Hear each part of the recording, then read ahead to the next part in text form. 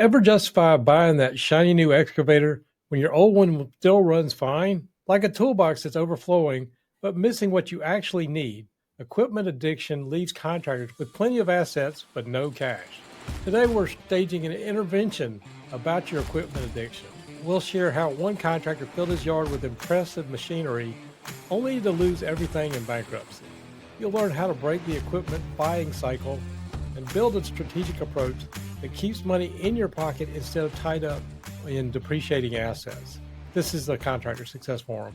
I'm Wade Carpenter with Carpenter Company CPAs, alongside Stephen Brown from McDaniel Whitley Bonding and Insurance. Stephen, what's the most unnecessary piece of equipment you've ever seen a contractor buy for tax reasons? Oh, well, it's usually airplanes, things like that, airplanes, helicopters. But there's also some contractors that can be working on or near the water that have bought some pretty superfluous boats. But here's the thing, shiny and exciting versus depreciating assets that deplete your cash flow. I wish you didn't have to ruin this whole topic, Wade, because everybody loves beautiful, shiny equipment. I love to insure it. It's fabulous to watch it work. In the hands of a maestro can make a backhoe dance. It's beautiful. It's like watching the ballet or something. But I see so many of my customers just get going too fast. Yeah. And they get it and they like it, and then they have it everywhere. And it's one thing if that equipment's never at their office. If it's never there and it's always out on the job, it certainly makes a lot more sense. But how do you get off the cycle when you're on it? Well, I know this is probably an unpopular topic. A lot of people either we're trying to avoid taxes because we go buy something and they say, well, my CPA told me to buy it.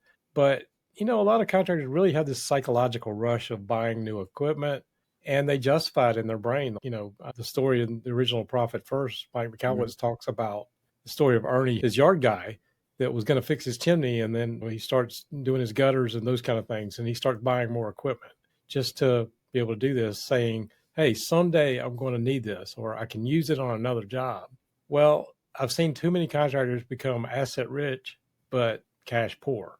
Mm-hmm. And sometimes when, things are not going well or things slow down, that can cost you a lot of money. So I don't know. What's your thoughts on that? Well, that's true. And then when you do need to liquidate it, you're going to get so much less for it than you think is fair market value, unless for some reason the conditions are absolutely perfect. And then you have the economic conditions where it's not the sales price, the fair market value of the equipment, but it's the fact that there's just not enough work to keep the equipment busy. Yeah. And again, there's other things to this. I know a lot of people, we can value having that nice shiny pickup truck roll up on the job. But a lot of people, like the heavy equipment guys, they figure, hey, I'm building wealth in my equipment.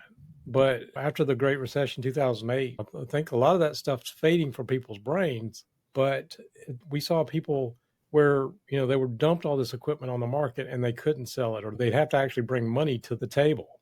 Mm-hmm. And so they equate wealth with their equipment. But a lot of times that equipment may have some debt on it.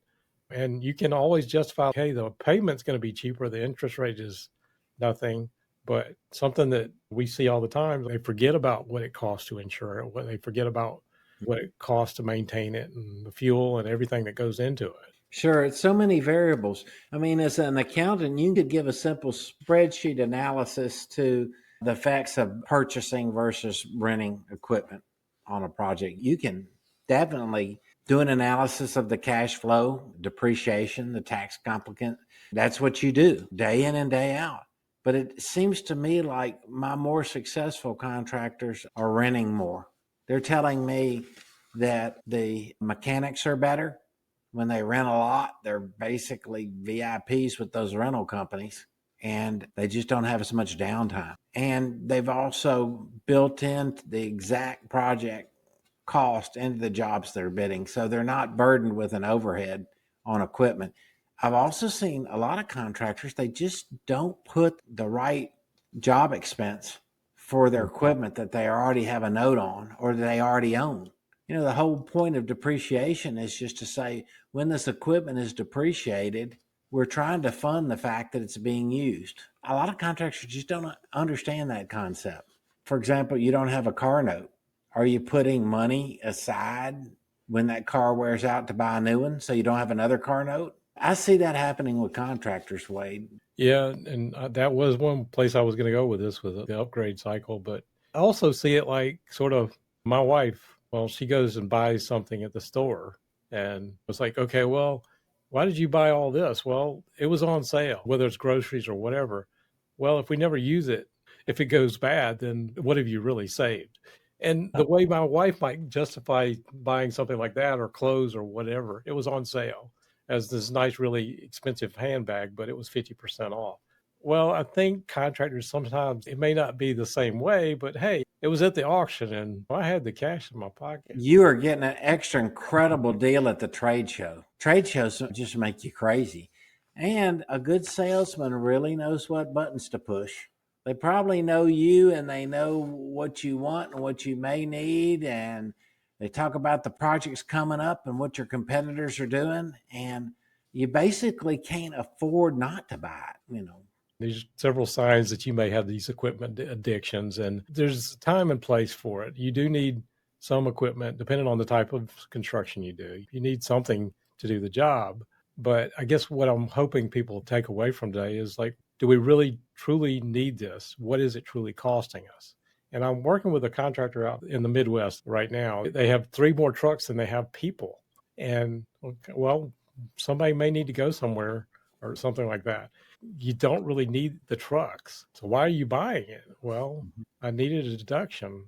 Well, why are you so far underwater? You haven't turned a profit in 5 years. Where I'm going with this is, what is the true cost of owning these things? Beyond that sticker price, the maintenance, insurance, all these things that go into it. And what does it really cost? You actually brought this up beforehand, was the utilization, but what are your thoughts on that?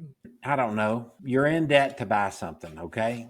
Now, everyone on this planet needs to be in debt to buy something at some point in their lives. And in the construction industry, it is certainly normal and practical to purchase equipment you get a good deal on, that you know how to service, that you feel good about and is available and ready to go and use it every day. I think of a lot of specialty subcontractors. It certainly makes sense. And also, you may not have the kind of clout to be able to get all the rental equipment you need when you need it, or with the right attachments that you need. So there are reasons for it. And we're not saying there aren't. But you're right, Wade. There's just a lot of times that contractors go through a stage where they're just buying a lot of equipment. And almost all of them will tell you later they wish they hadn't have. They really do. Because next thing you know, you're building bigger barns, maintenance sheds, you're hiring more mechanics, you're taking on extra costs just to have a lot of equipment. And your equipment, you want it to be a reflection of you and your company. When you have nice, beautiful, sparkly, clean, great, gorgeous, state-of-the-art equipment out on a job site, it makes you look good. I get that. But you can rent the same stuff that's just as sparkly. I'm just saying how you amortize that and can utilize the actual cost in bidding your work and in the projects that you already have in the work at the time you're trying to decide whether to buy or rent is just something I don't know. I would say call you, Wade. Well, utilization rates, there's several ways you can calculate it, depending on what you're talking about. Are you talking about an excavator or a bulldozer or whatever it is? Too many people, okay, when they're buying it, they think about, here's just the payment. I just got to cover this payment. And it's so much cheaper than renting that equipment. But renting the equipment is like keeping up with the overhead as far as the maintenance on it, those kind of things. You don't have to worry about it. But, you may still have that cost, but you can't use it in the winter or whatever it is if you don't have work 3 months out of the year. Well, you got to factor all that in. You got to cover it somehow. What you were talking about before, that depreciation, well, you took that depreciation up front, but you still have that monthly note payments you got to continue paying on. Mm-hmm. So what is the opportunity cost of that capital that's tied up? And if you get into these seasonality, slower times, and it's not running, are you able to keep your people? Are you able to keep all that equipment, that kind of stuff? Or if you had that capital, could you have gotten a bond or something on it. Been able Right. to, That opportunity cost might be the fact that you don't have any working capital right. because you bought that equipment. Well, you and I know, unfortunately, contractors shoot themselves in the foot sometimes with that. When we start looking at things at the end of the year and you're still only focused on what does the tax picture look like, but you forget about the fact that you're about to wreck your bond picture or your banking picture. You can't renew your line of credit because your ratios are so far upside down. That's where it becomes a lot of problem. Yeah. Well, debt is debt. And even if you have the cash and you buy the equipment at an auction for cash, you're depleting that cash for an asset that you can turn into more cash. That certainly makes sense. But I think that's kind of the way to think about it because it's just so easy to buy a lot of equipment. Things are going great in your area of operation and the sky's the limit. And you have to say now, jobs generally are running longer than they used to since COVID. A project that used to be a year and a half is 2 years now. A project that was $2 million pre-COVID is $3 million now. It's just the whole perspective of it. And you can say, look, I've got a project for 3 years. I'll keep this equipment working during the term of this project. And this project will just buy me a piece of equipment that I can probably get 10 years out of. Well, I should do that. And that makes sense, right? It does.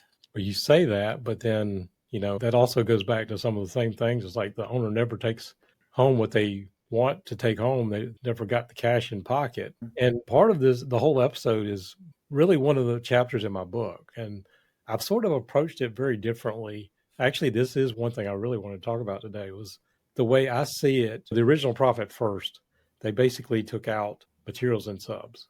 And in the book, I introduced the job expense, where it's not just materials and subs, but you've also got this equipment. You've got things like bonds, you've got permits, and some of that can be very expensive. I think of job expenses as cash out on your job. And this is where a lot of people really can't wrap their head around it. But, like on your financial statement, you would expect that equipment would be a job cost.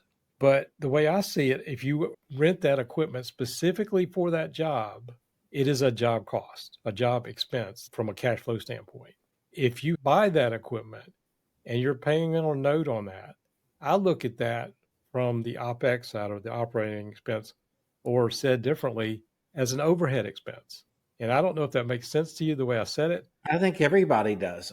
Do you have the process in place to allocate that piece of equipment as a job cost if you own it? Most people don't. And Wade, one of the most successful contractors I ever met that was talking to another contractor customer of mine, giving him advice, said literally, if I have a shovel, I put a cost onto that shovel because I've got to replace that out of my pocket if I hadn't planned for it. I just don't think a lot of contractors are set up that way with larger pieces of equipment, certainly without smaller tools. But that's the kind of ability to analyze costs and keep in profits that made that contractor a lot of money.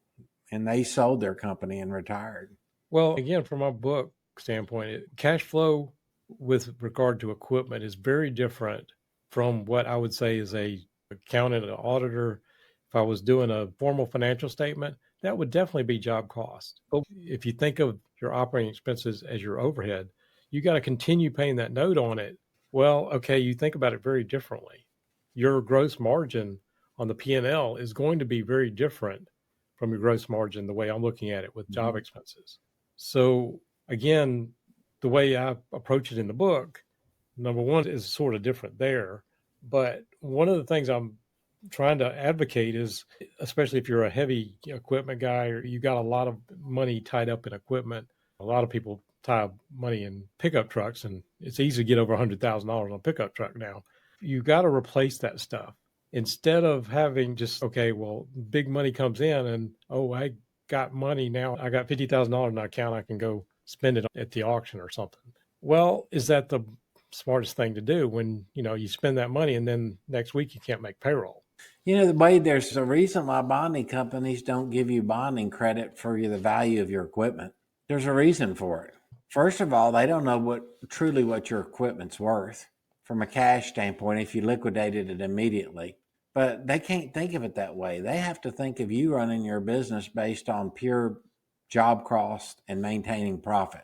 That's what they're Right. looking for. I think that's smart. The fact that if you're truly looking at what you're spending, and if you want to have some profit in your bank account at the end of the year, you need to have a plan for it. So I advocate, especially if you spend a lot of money on equipment, you have a capital expenditures bank account in the profit account, or CapEx, the way I call it. And you drip money in there, or say you're a heavy highway equipment, that kind of stuff.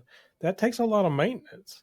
And you don't want to get caught with your pants down with a huge repair on the tracks on your excavator or something Mhm. like that. And, your workers' comp bill happens, and that's in your slowest part of the year. It's like it can all come crashing down. Again, I won't go into all the concepts in the book, but planning for maintenance, repairs, replacements, and again, having a specific capital expenditure account can help avoid that temptation to go buy it. It's like, Sure. okay, well, we don't have the money to spend. But when you Mhm. got it all in one bank account and your retainage comes in and you feel like you're on top of the world, you feel like you can go buy anything. And then again, the next week you're struggling to make payroll. Well, either way, the profit first type of business model helps you make that decision. You can do what you want to do with your money. If you want to own a bunch of equipment, that's your business. But what does it cost you? What does it cost you? And the way highway contractors do a lot of asphalt paving, stuff like that, they'll just tell you they have to own a lot of equipment. It's an equipment intensive industry, but they're using it 24/7. And it's a hard business to get into because you have to have so much equipment. Well, the other part of this is that too often the owners are not taking home, they get behind on their taxes, they get behind on their mortgage but at the end of the day, they go buy this equipment and then they are wondering why. Or maybe they actually did have some profit and Mhm. they go just to not pay taxes, but they're never building wealth. And I guess what I'm asking our listeners to consider today is just if you're always spending it out. I actually have been training some people over a couple of years of we put some money aside at the end of the year and they got some cash. I was like, okay, now I want to go buy some equipment. That's my reward for it. And Mhm. I'm investing in my business. Well, is that really investing in your business? Are you really profiting? Because you just took it and you reinvest. Okay, well, you reinvested it and you keep saying someday I'm going to be able to take home a real paycheck, but you've never got the reserves built up. You can't get the bonding capacity you need. Those kind of things. That's what I want you to think about. You're eventually going to get to the point where you've got enough capital to operate your business as efficiently as you want to be and to grow it or to deal with economic downturns. And then that's the point where you can take a lot of money out of the company. And we've talked about that lots of times. It's kind of the theory of when you're at the casino shooting craps. You decide how much you're willing to lose. And if you lose it, you go home. If you double your money, you put it in your pocket, and everything else is just monopoly money. That's fun. Well, it's the same with the construction company. You've figured out how much you're going to risk, and you've got enough capital in there to fund the operations of your company to continue to make more capital and more profit for you. Then it's time to take your money off the table. Yeah, but again, I see too often they still never take home what they should. And I guess let's kind of move on to like if you're an equipment addict, let's create a recovery plan if we will. So how do we do that? Just throwing a few things out. I guess the first thing to be it was just stop buying it. But how do I do that? I'm an addict, Wade. I can't stop. Well, yeah. I mean, you go figure out part where we're going with this is like figuring out whether you need it or not. Right. But, just go do an equipment audit. Do you really need that equipment? Do you have equipment that's sitting there not being utilized? Should you sell off those underutilized instead of getting caught with your pants down and everything broke down and you got all of a sudden got to go buy something new? Well, start putting aside money, equipment replacement schedule, and Mm-hmm. dripping money in there so that you've got it. You got your down payment when you need it. Right. If you're renting the equipment versus buying equipment, well, think about that rental place and what it would cost you when you're bidding your jobs. Just use those same type of equipment costs, top that into your bid. And the other part is, I do think it's an emotional attachment for some people. I've seen contractors with yards full of equipment that's just collecting rust and that kind of stuff. So again, it's a catch 22. Do you really need it? And I'm not trying to I don't know if we're going to turn off some of our contractors because I know they love their equipment. It's an asset. If it's turning money for you, then that's what it's supposed to be doing. So hopefully that made a little sense. Yeah. I think your main point is a really good one. Are you taking profit out of your company? What's keeping you from taking profit out of your company right now, today? Is it equipment or is it something else? Because that's the name of the game, is to take profit out of your company. And the whole idea of your book, Profit First, for commercial construction is just right on the money. It helps you in every aspect of running your business. It helps you think about how to take money out of your company. How's the best way to do it? How's the best way to plan for it? What are the pitfalls that keep you from doing that? And buying versus renting equipment versus buying older equipment at auction, whatever involves any level of debt or risk is always something you just have to consider because it keeps you from taking cash out of your company profits. Yep.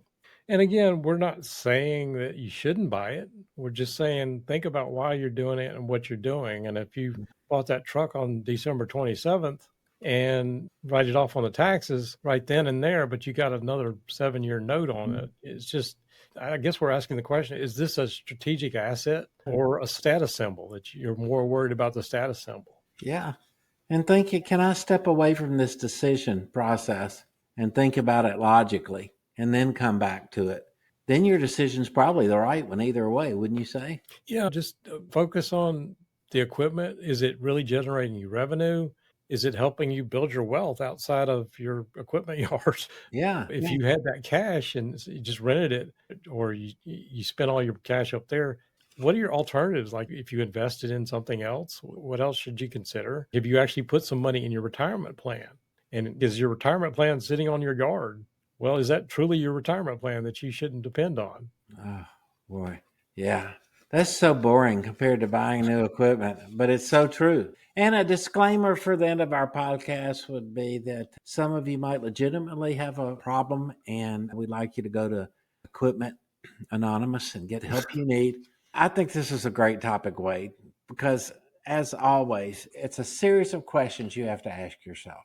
And it's easy to get out of control with your equipment because if you own $5 million worth of equipment, then you're a $5 million contractor, right? No, no, no, no.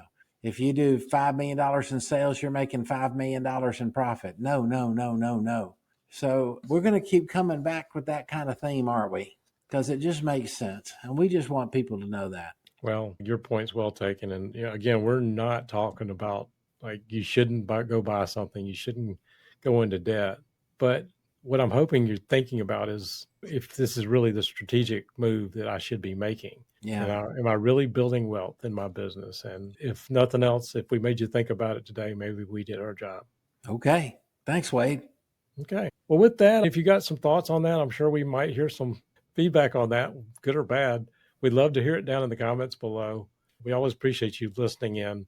If you followed us this far, we appreciate it. If you like, share, subscribe, do all that stuff. We appreciate it. We post a new episode every single week. And we thank you for being here.